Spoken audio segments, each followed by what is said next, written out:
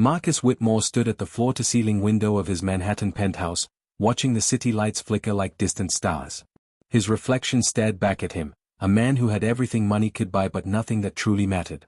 At 42, he was the youngest self-made billionaire in the tech industry, featured on magazine covers and invited to exclusive galas.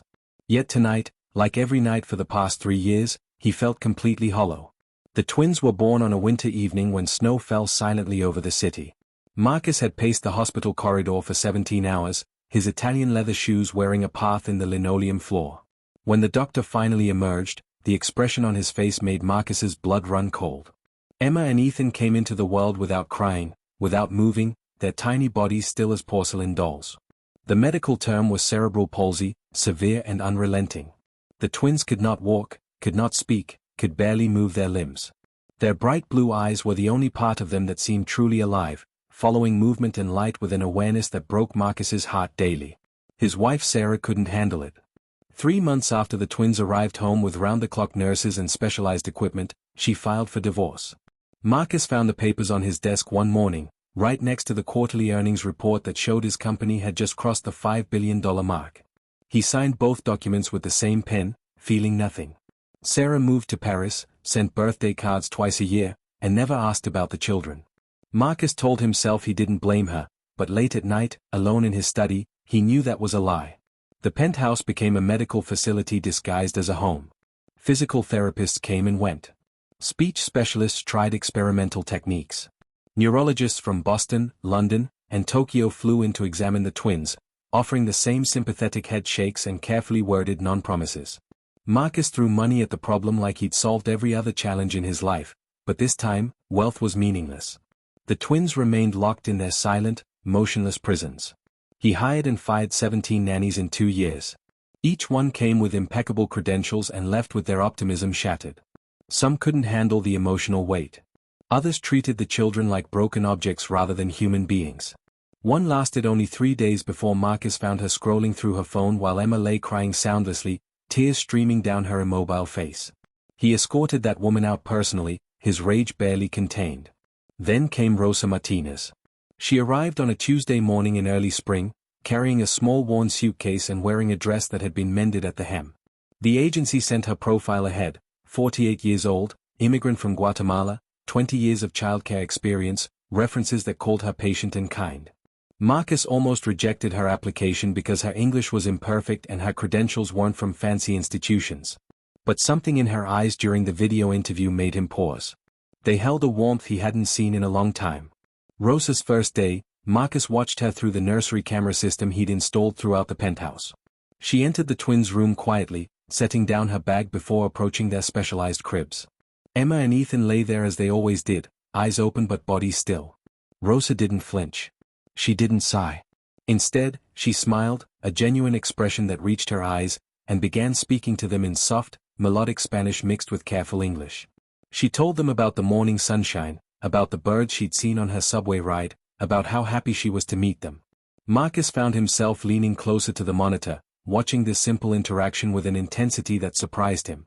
For the first time in 3 years, someone was talking to his children like they mattered, like they could understand, like they were truly present in the world. The first week with Rosa passed in a blur of cautious observation. Marcus found himself checking the monitors more frequently than he had with previous caregivers, but not out of distrust. He was fascinated. Rosa treated Emma and Ethan with a reverence that seemed almost sacred. Every morning at 7, she entered their room singing quietly. She bathed them with gentle efficiency, narrating each action as though they were active participants. When she fed them through their feeding tubes, she described the nutritional formula as though it were gourmet cuisine, making up stories about farmers harvesting vegetables under golden sunlight. But it was the way she spoke to them that truly captured Marcus's attention. Rosa never used baby talk or the patronizing tones others had employed. She discussed the weather, current events, her own childhood in the Guatemalan highlands. She told them folktales about clever rabbits and brave children, her accent wrapping around the English words like a warm blanket. And she waited. After every story, every question, every comment, Rosa would pause and watch the twins' faces with complete attention, as though expecting a response. Marcus thought it was pointless at first. The neurologists had been clear. The twins' cognitive functions were uncertain, possibly severely limited. Their inability to communicate made assessment nearly impossible. Yet Rosa persisted, undeterred by silence and stillness. She brought in a small Bluetooth speaker and played classical music during their physical therapy sessions, moving their stiff limbs to the rhythm of Mozart and Beethoven. She hung a mobile above their cribs with bright geometric shapes that caught the light, adjusting it daily to give them new things to observe. 2 weeks into Rosa's employment, Marcus came home early from a board meeting he'd abandoned out of boredom. The penthouse was filled with an unusual sound, laughter. Not the twins, of course, but Rosa's warm chuckle echoing from the nursery. He moved silently down the hallway, drawn by genuine happiness he hadn't heard in his home for years. Through the cracked door, he watched Rosa sitting on the floor between the twins' specially designed floor mats. She'd positioned Emma and Ethan so they could see each other, something none of the previous caregivers had thought to do.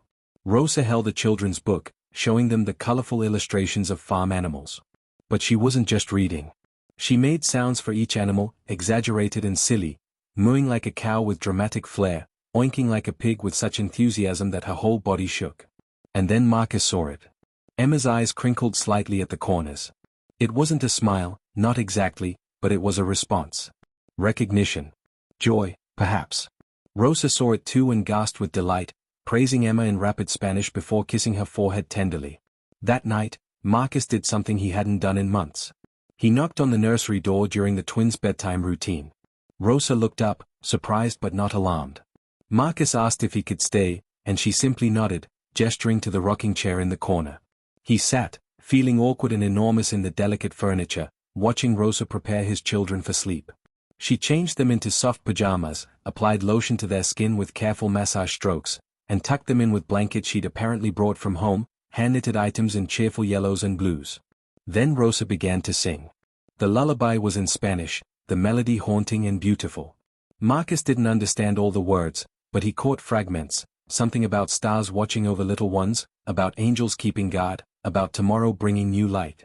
Emma and Ethan's eyes, which usually remained open for hours, began to slowly close. It was the first time Marcus had seen them fall asleep peacefully without medication. When Rosa finished, she found Marcus with tears streaming silently down his face.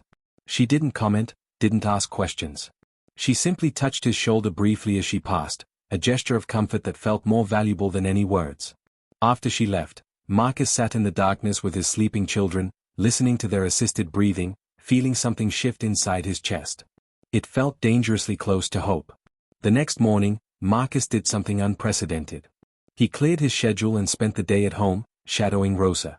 He watched her work with a dedication that rivaled his own business focus. Every movement was purposeful. When she exercised Ethan's legs, she counted in English and Spanish, making a game of it. When she fed Emma, she praised her for swallowing well, celebrating the smallest accomplishment. Rosa had created routines, structure, but also joy. Spring turned to summer, and the penthouse transformed. Rosa brought in plants that she placed strategically around the twins' room, herbs that released fragrance when touched, flowers with petals that caught the afternoon light. She explained to Marcus that the children needed sensory experiences, that even if they couldn't move toward these things, the world could move around them. She opened windows to let in fresh air and the sounds of the city below. Previous caregivers had kept everything sterile and quiet, but Rosa believed in life and stimulation. Marcus found himself rearranging his priorities. Meetings that once seemed crucial were delegated. Business trips were cancelled. He wanted to be home, to witness the small miracles Rosa orchestrated daily. He began joining the morning routine, awkwardly at first, unsure how to interact with his own children. Rosa guided him without judgment, showing him how to support Ethan's neck during exercises, how to position Emma for optimal comfort, how to read the subtle signals in their eyes and breathing patterns. One evening in late June, Marcus entered the nursery to find Rosa doing something extraordinary. She had moved the twins to their floor mats and positioned herself between them, holding a large picture book. But this time, she'd attached small bells to the book's corners with ribbon. As she turned each page, the bells chimed softly. Emma's eyes tracked the movement intensely. Then, almost imperceptibly, her right hand twitched. Just a finger, barely a movement, but it happened. Rosa saw it and let out a cry of excitement, immediately praising Emma in both languages, tears forming in her eyes. Marcus stood frozen in the doorway, his heart pounding. He'd seen the movement too. The doctors had said voluntary movement was unlikely, that the twins' paralysis was comprehensive. Yet Emma had moved, had reached toward something that interested her. Rosa looked up and saw Marcus, her face radiant. She gestured him closer urgently, repositioning the book and ringing the bells again. They waited, barely breathing. And there it was again. Emma's finger twitched, a deliberate motion toward the sound. That night, Marcus sat in his study, unable to focus on anything except what he'd witnessed. He pulled up the medical files, rereading the diagnoses with new eyes. The doctors had said the twins' conditions were static, unchanging. But they'd also admitted that infant neurology was complex, that development could surprise them. Marcus had stopped hoping for surprises years ago, but now that fragile emotion was creeping back into his chest. He began documenting everything, installing additional cameras with Rosa's permission, creating detailed logs of each tiny achievement. A week after the finger movement, Ethan's toes curled when Rosa massaged his feet. 2 days later, Emma's eyes followed a red balloon Rosa had brought with sustained focus for 90 seconds. These were not miracles. They were incremental, almost invisible. But they were real.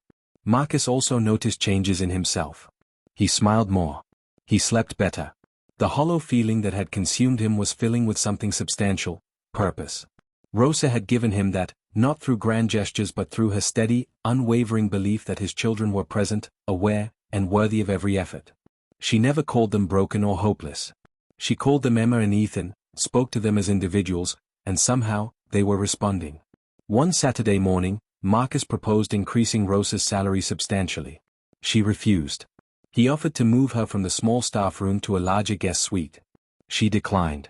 Frustrated, he demanded to know what she wanted, what would make her happy. Rosa looked at him with those warm, knowing eyes and said simply that she had everything she needed. She had the twins, she had meaningful work, and she had hope. Money, she explained in her careful English, could not buy what mattered most. Marcus, who had built an empire on financial leverage, found himself humbled by a woman who lived on a modest wage and possessed more wisdom than he'd accumulated in 42 years. But Rosa did make one request. She asked if Marcus would spend 1 hour each day with the twins, not as an observer but as their father. No phones, no computers, no distractions. Just him and his children, present and engaged. Marcus agreed immediately, ashamed that he needed to be asked. That evening, he sat on the nursery floor for the first time, Rosa beside him, teaching him a Spanish lullaby phrase by phrase. His pronunciation was terrible, and Emma's eyes seemed to hold amusement, or maybe he was imagining it. Either way, he kept singing, his voice growing stronger with each repetition, filling the room with imperfect love. August arrived with oppressive heat, but inside the penthouse, something beautiful was unfolding. The daily hour Marcus spent with the twins had expanded to 3, then 4. He found himself canceling morning obligations to be present for their wake-up routine, which Rosa had turned into a celebration. She would enter singing, open the curtains with theatrical flair, and greet Emma and Ethan like they were visiting dignitaries. Marcus adopted her enthusiasm, discovering a playful side of himself he'd forgotten existed. Rosa introduced new activities constantly. She brought in textured fabrics, silk, wool, corduroy, and gently brushed them against the twins' skin while describing each sensation. She played different genres of music, watching for reactions, noting that Emma seemed to prefer classical while Ethan responded more to rhythmic jazz. She created a routine where she would read the morning news to them, then ask their opinion, pausing dramatically as though they'd responded, then offering her own thoughts. It was absurd and beautiful, and Marcus found himself participating, discussing stock markets and weather patterns with his 3-year-old children as though they were colleagues. The movements increased. Emma could now consistently move 3 fingers on her right hand. Ethan's left foot would flex when excited. These were microscopic victories in medical terms, but they were monumental in that penthouse. Rosa documented everything in a notebook she kept, writing in Spanish and English, sketching pictures of the twins' positions and expressions. She showed Marcus how Emma's breathing changed when happy, how Ethan's eyes widened when interested.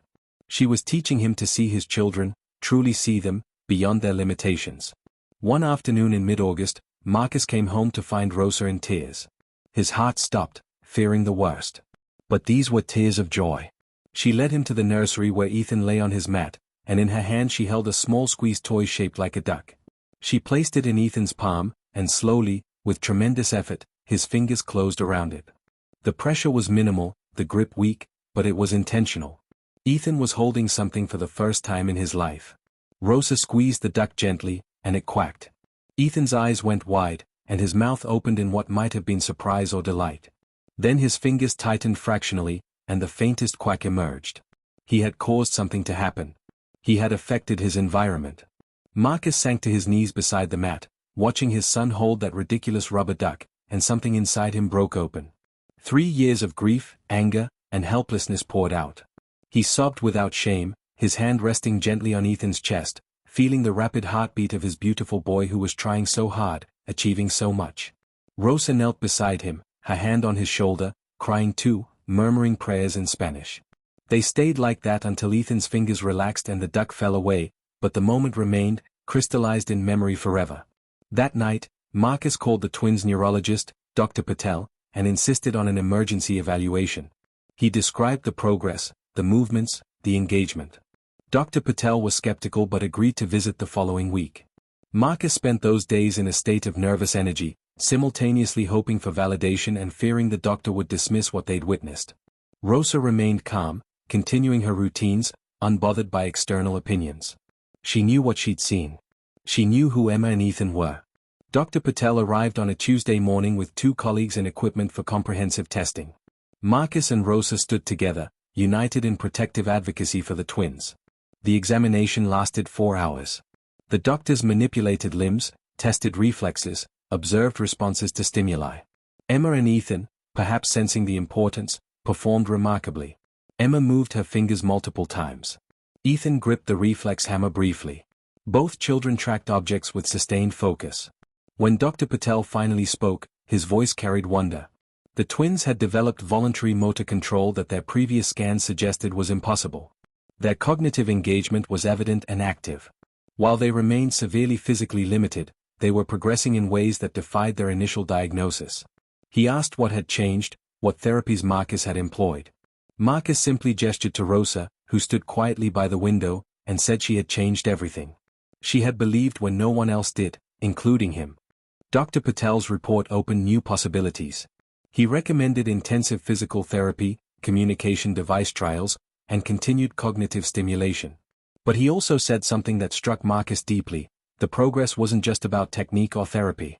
It was about love, consistency, and expectation. Rosa had expected the twins to respond, and somehow, they had risen to meet her belief in them. Medical science could explain the neural pathways, but it couldn't fully explain the force of human connection that had ignited those pathways. Marcus threw himself into learning everything Rosa had been doing instinctively. He studied child development, cerebral palsy case studies, and communication methods for nonverbal children. He transformed a section of the penthouse into a specialized therapy room, filling it with equipment Rosa suggested: textured mats, adjustable lighting, interactive screens positioned for limited mobility.